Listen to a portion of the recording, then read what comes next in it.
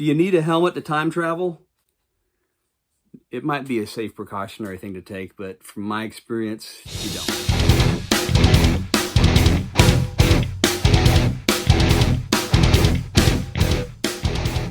Welcome to episode 4 of Desert High Behind the Scenes.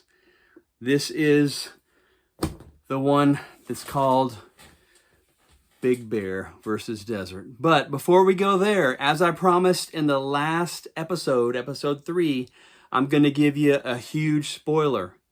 So if you haven't read the chapter on Trona, then just stop this video, go read the chapter. It'll only take you 5 minutes and you'll come back. Anyway, so Trona.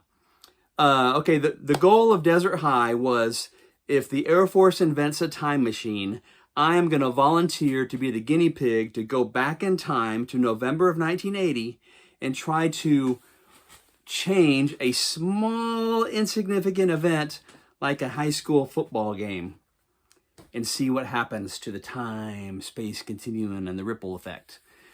So, we're talking about my senior year of 1980. The Desert Scorpions from Desert High School went to the playoffs against the Mammoth Huskies.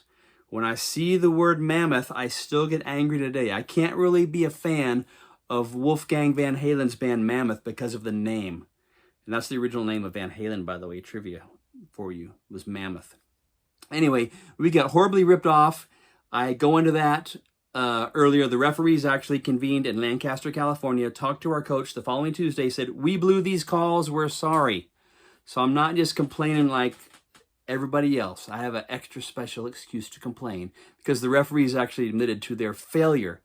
So we're talking about the playoffs, the CIF playoffs. So if we go to round 2, that means Doug Van Pelt was successful in his United States Air Force top secret mission to go back in time and overturn the results of a high school football playoff game.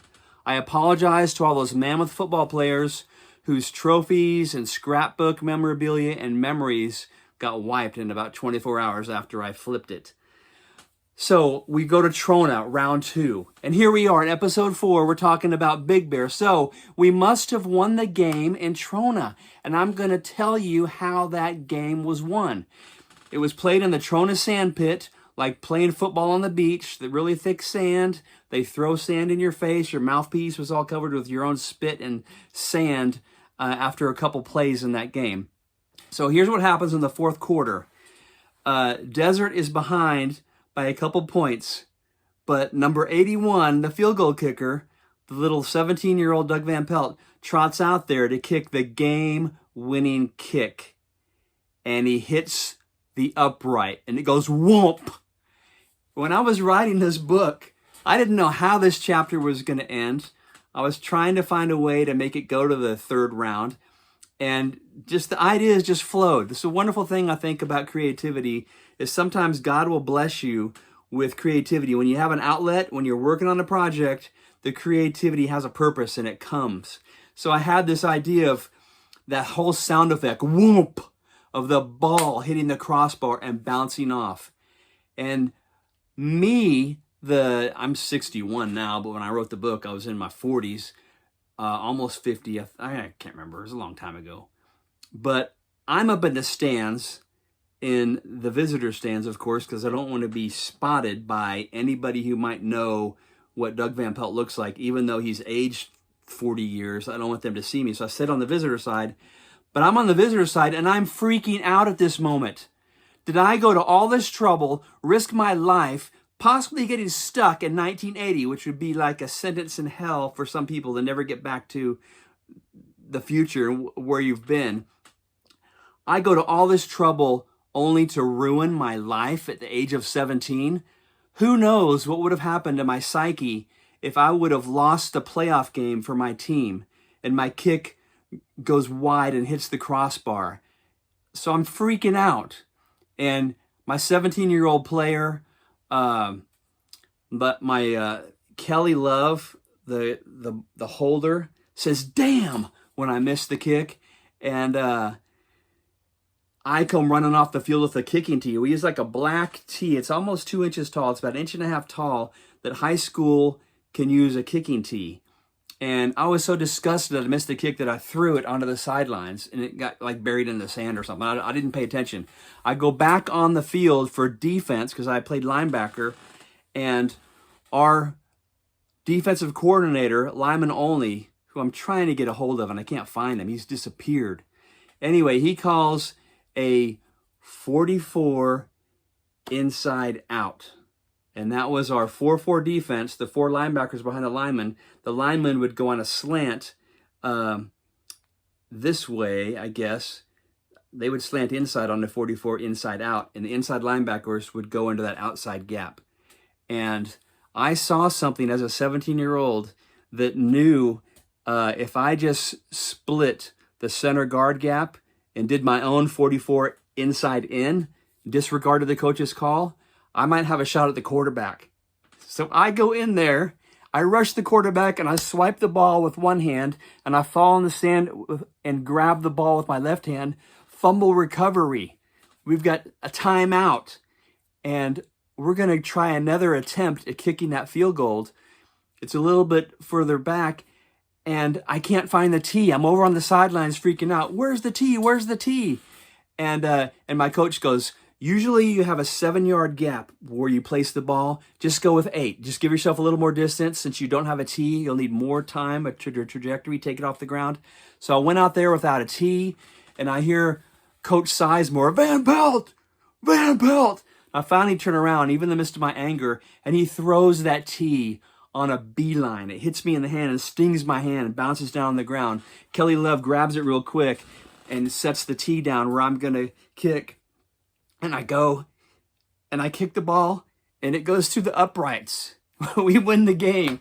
So I go from goat to hero in a matter of seconds with a studly defensive play, by the way, disregarding the coach's call. And when I go back to the sideline, the coach is yelling my name, and I think he's going to yell at me for, when I go back before the kick is made, when I go back after I miss the kick before the good kick. He grabs me and he goes, hell of a hit, Van Pelt, hell of a hit. So I was afraid I was going to get scolded because I disregarded his blitz and did my own blitz. But I go back there and Kelly Love picks me up off the ground. Some photographer snaps my picture. The Desert Wings newspaper, the Sunday after the game, has my picture on the cover.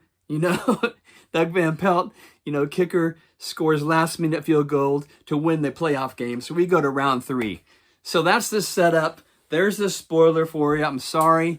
And I don't know if you noticed, but I got a little emotional. It's almost like it really happened to me, even though it's fiction. When I would be writing this book, sometimes I would shove the keyboard aside and just have a moment because it was so awesome to experience this, even if it's just in my imagination. So round 3 is Big Bear. They were called the Bears, from Big Bear, California. It's a ski resort outside of LA near San Bernardino. And so it was going to be a home game at Desert, which wasn't a surprise. Sometimes you would get a home game. Sometimes you would play at a neutral site. But so this was our first home game. Desert had never gone this far in the CIF playoffs ever in its history.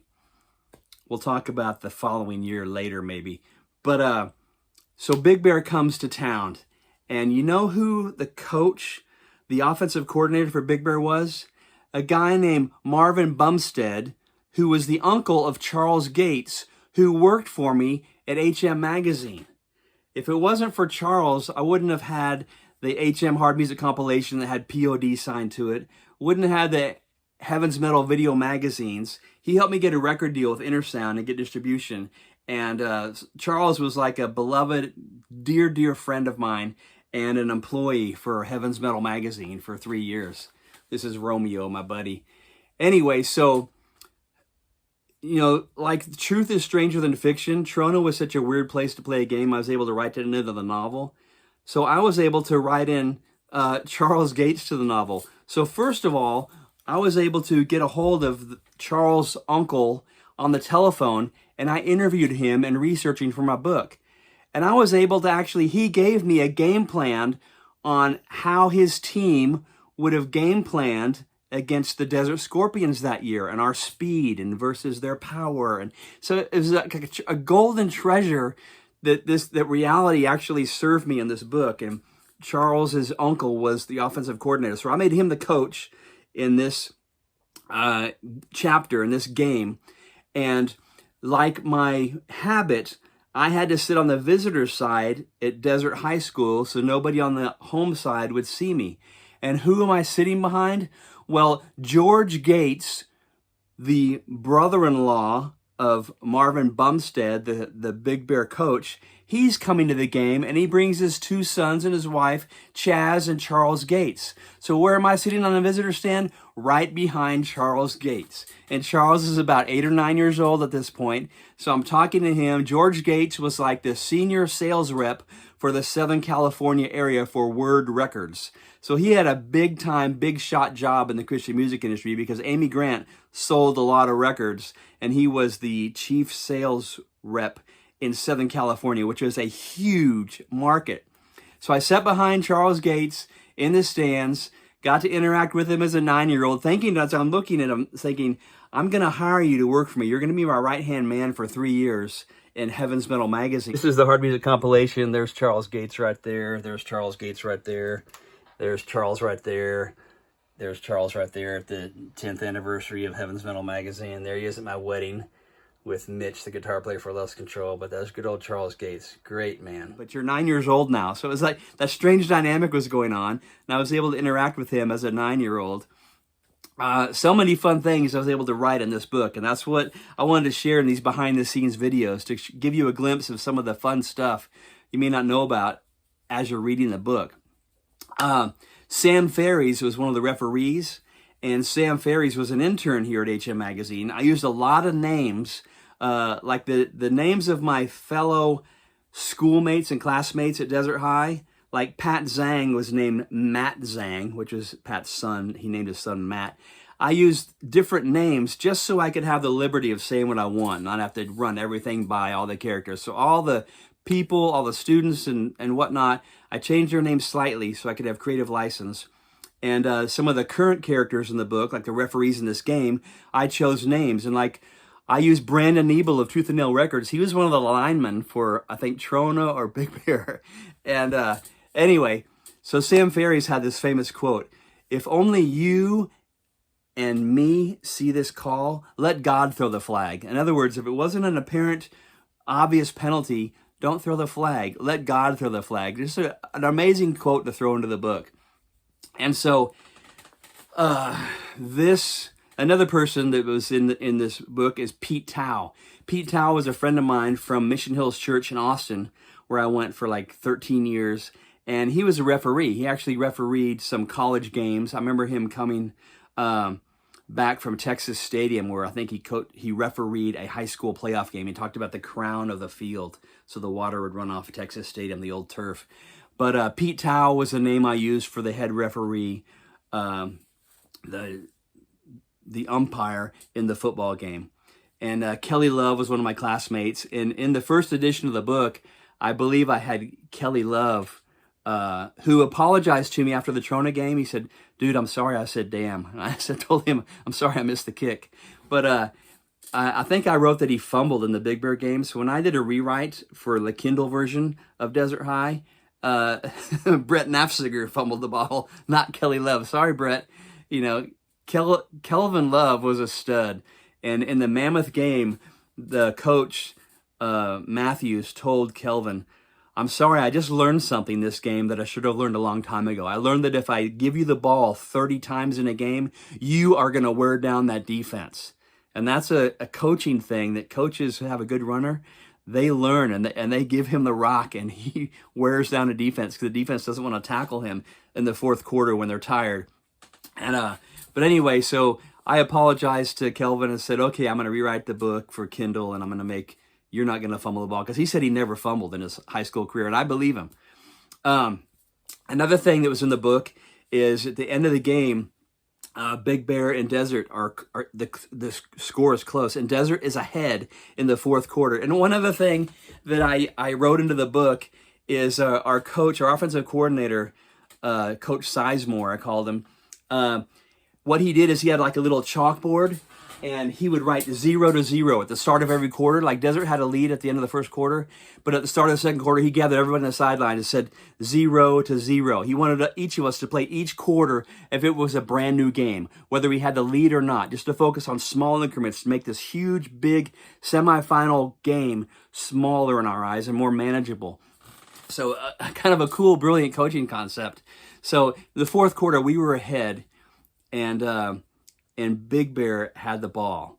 Now, is Desert High going to have a Hollywood ending? I mean, for crying out loud, you had your own character being carried off the field after kicking the winning kick in round 2 of the playoffs. Are you going to make this a Hollywood ending and have Desert win the championship that year?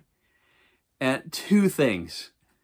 Spoiler alert, no, this isn't a Hollywood ending. And 2, the Tehachapi Warriors had a 19-year-old running back named Mark Ricker, and their linemen were like 6'5" across the line. Nobody was going to take the championship away from them. They were too good. I couldn't write fiction to beat that team, so I didn't. So it comes down to this last game, the heartwarming ending for me, as my 17-year-old self was playing out there like a field general, like a linebacker who knew what he was doing. And he was a sportsman. He was helping people up after plays. And I made a killer sack in that game. In this one third down play, I think, the quarterback was running from Steve Ivory, one of my buddies who played defensive end. And he spun out of Steve's grasp. And I was coming in at 90 miles an hour, and he spun right into me. I got to nail him.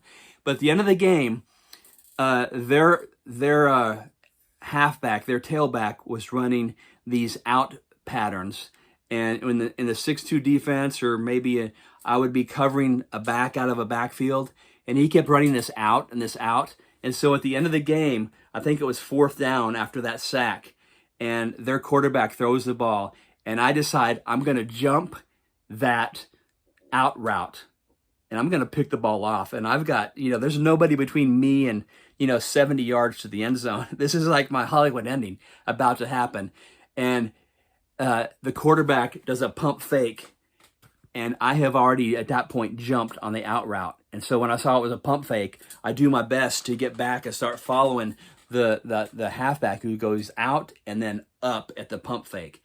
And so he's open, and I'm backpedaling and running backwards as fast as I can, and I jump as high as I can, and my fingertips touch the ball, but they just skim the ball, and the ball goes into the hands of the halfback, and he runs in the end zone, and he wins the game. And Big Bear wins the semifinal round 3 of the CIF playoffs against Desert, at Desert. But my 17-year-old self comes walking off the field with his head held high because he left it out on the field. He played a good game, and that, to me, that was another heartwarming moment for me as the author and the proud father figure, or whatever I am, looking at my 17-year-old self when I'm in my 40s in the stands, this weird time travel thing. So that's it. Thank you so much for tuning in to episode 4 of Desert High Behind the Scenes. Those are some behind the scenes moment in the book I wanted to share with you. And so join the discussion. Tell me what you thought about this book. At a certain point, the action turns football. It's always about time travel, and there's always some really cool things like sneaking off to Hollywood to see the Pretenders in concert when the time machine breaks for 2 weeks, and that 2-week time machine breaking allowed me to see the next 2 games where Desert played, and I got to see myself as a 17-year-old play these playoff games that never happened. I got to write it into existence.